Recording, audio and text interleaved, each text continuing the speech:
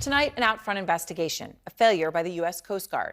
Two women coming forward to CNN alleging they were sexually assaulted on U.S. commercial ships that are overseen by the Coast Guard. None of these cases, though, have been prosecuted. And Pamela Brown has this story first on Out Front. I just felt trapped. I had no idea what to do. Hope Hicks was initially excited for her so-called Sea Year, spending months on a commercial ship as part of her program at the United States Merchant Marine Academy. But her excitement soon turned to terror. It was a very hostile environment. There were comments made towards me every single day. And then 2 weeks in, the physical touching started. She says one night after the crew was drinking, she was raped by a superior officer. I woke up completely naked in my bed. My room was destroyed. My sheets were bloody, and I immediately knew what had happened. In the middle of the Arabian Sea, the only woman on board, weeks away from land. I was scared out of my mind. Her safety and those of the tens of thousands of people who work on commercial ships is overseen by the U.S. Coast Guard, which approves credentials for each crew member and investigates and punishes offenses. But a CNN investigation found the Coast Guard has failed to use its power to prevent and punish sexual assault on commercial ships for decades. I had no idea that reporting to the Coast Guard was even an option. This woman, who wants to stay anonymous, says she was repeatedly groped and harassed by a member of her crew on board the same ship just 2 years later. Every joke, every innuendo, every touch always felt like a threat. I always slept with my knife. I felt like I was being constantly hunted. The Coast Guard has not revoked a single credential for a sexual assault at sea in the last decade. Yet it revokes credentials for other lesser offenses. Case in point, last year, a merchant mariner tested positive for marijuana during a random drug test. The Coast Guard acknowledged it was likely caused by CBD oil his doctor recommended for pain, but permanently revoked his credential anyway.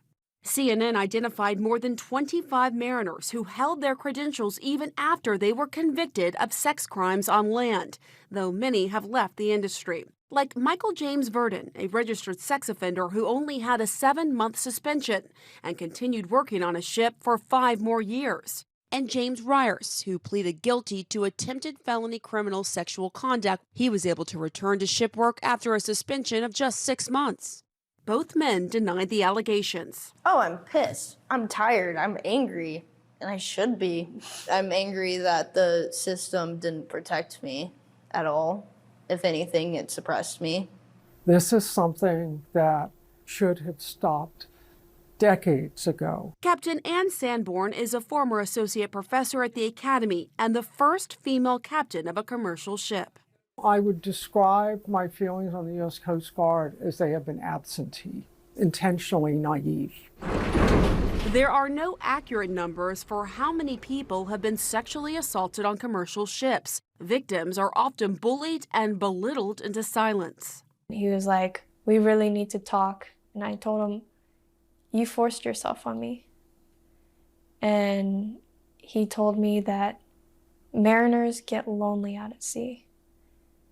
And if I ever wanted to report, nobody would ever believe me. They're told nobody's going to believe you. A lot of times they're right.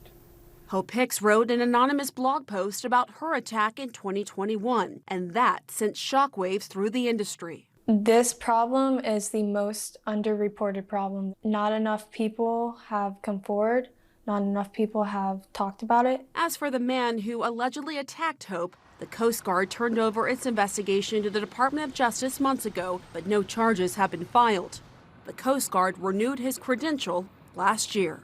After Hope Hicks' blog post, there is new focus on preventing sexual misconduct. The Coast Guard told my colleagues Blake Ellis and Melanie Hicken that among the changes, they've made it easier for people to report incidents at sea, and they're taking part in a new monitoring system with the FBI and TSA, which would alert them to mariners who have been convicted of certain crimes. Aaron?